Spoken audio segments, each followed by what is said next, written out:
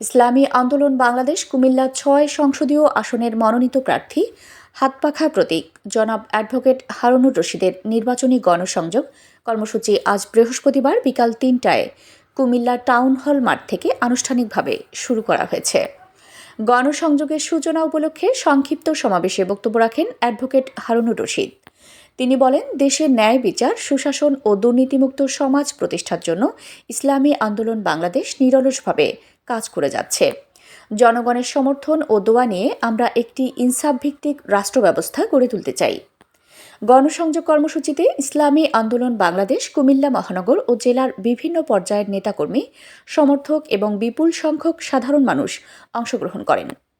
এ সময় প্রার্থী নিজ হাতে লিফলেট বিতরণ করেন, ভোটারদের সঙ্গে কুশল বিনিময় করেন এবং তার নির্বাচনী ইশতেহার ও কর্মপরিকল্পনা তুলে ধরেন। এ বিষয়ে ইসলামী আন্দোলন বাংলাদেশ কুমিল্লা মহানগরের প্রচার ও দাওয়াহ সম্পাদক ডক্টর আতিকুল ইসলাম বলেন, আজকের গণসংযোগ কর্মসূচির মাধ্যমে জনগণের ব্যাপক সাড়া পাওয়া যাচ্ছে। মানুষের আগ্রহ ও ভালোবাসা আমাদের আরও অনুপ্রাণিত করেছে। ইনশাআল্লাহ সামনে আরও ধারাবাহিক গণসংযোগ কর্মসূচি বাস্তবায়ন করা হবে। কর্মসূচিকে ঘিরে টাউন হল মাঠ ও আশেপাশের এলাকায় উৎসবমুখর পরিবেশের সৃষ্টি হয়। দলীয় নেতাকর্মীরা হাতপাখা প্রতীকের পক্ষে স্লোগান দেন এবং মানুষের দ্বারে দ্বারে গিয়ে ভোট প্রার্থনা করেন।